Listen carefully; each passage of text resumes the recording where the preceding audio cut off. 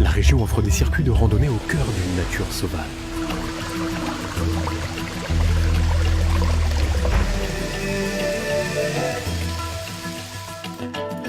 Mais Tata présente aussi un intérêt pour son artisanat, qui se lit dans l'architecture des maisons et de ses tataouis, ces faux plafonds en bois colorés, typiques de la région.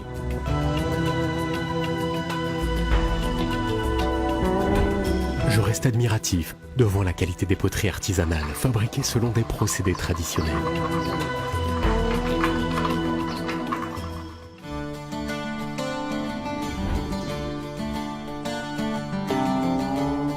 Plus au sud, Aka mérite le détour avec son oasis et son minaret du XIIe siècle. Aka a d'autres trésors à dévoiler, des gravures rupestres fascinantes et parfaitement préservées. Ou encore une citadelle majestueuse qui se dresse sur le bord d'une falaise rocheuse. J'y suis accueilli chaleureusement. Le mot hospitalité prend ici tout son sens. Je m'enfonce toujours plus loin dans ce désert de pierre en direction de Tisint. Je suis au bout du monde. Les paysages sont à couper le souffle. Après des kilomètres de piste, je découvre un campement hors du temps. Je me laisse emporter par les rythmes envoûtants de la musique arhuache. Une expérience inoubliable.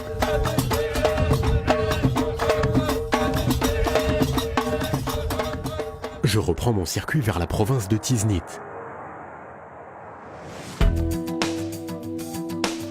La route serpente le long d'une vallée verdoyante. Sur les flancs de montagne, des maisons ocre s'accrochent à la roche.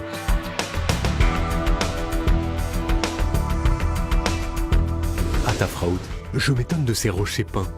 Je suis plongé dans un décor minéral où les montagnes prennent des formes improbables.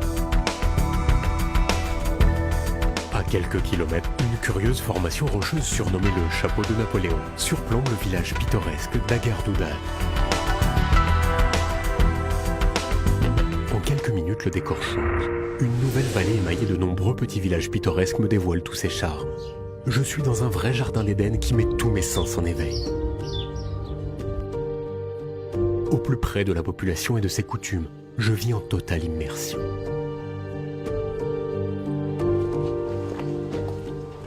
Les femmes cuisinent un délicieux pain aux amandes selon des recettes séculaires. Ici, je prends le temps à savourer un thé à la menthe.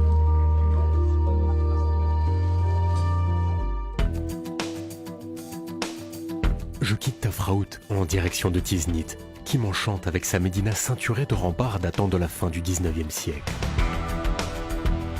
Ici, des artisans confectionnent les plus beaux bijoux en argent du Maroc.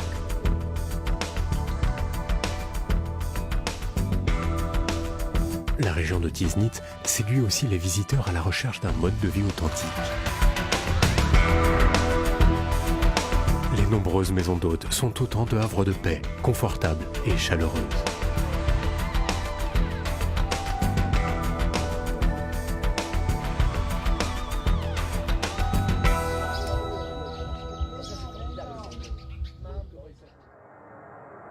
Je remonte vers le nord, vers la province de Shtuka Idba. Enfin les voilà, les fameux Igoudars, ces greniers collectifs, véritables forteresses, qui renfermaient les récoltes si précieuses pour les villageois. Parmi ces greniers, Tizurgan est un joyau d'architecture du XIIIe siècle, niché sur les hauteurs d'un promontoire rocheux. Un vrai coup de cœur.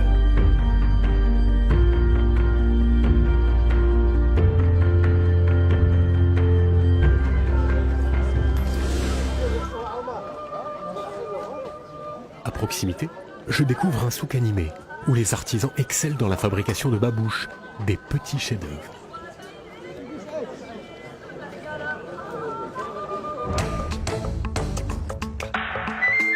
En longeant le littoral vers le nord par la Nationale 1, je me rends à Inesgan. Une ville réputée pour son activité commerciale. Avec ses nombreux marchés, elle est un lieu important du commerce de fruits et légumes de tout le Maroc.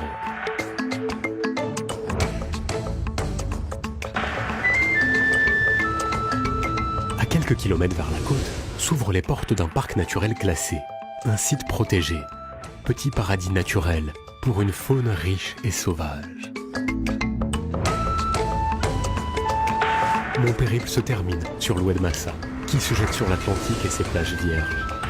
Je repense déjà au prochain voyage au cœur de cette région incroyable, le Souss Massa.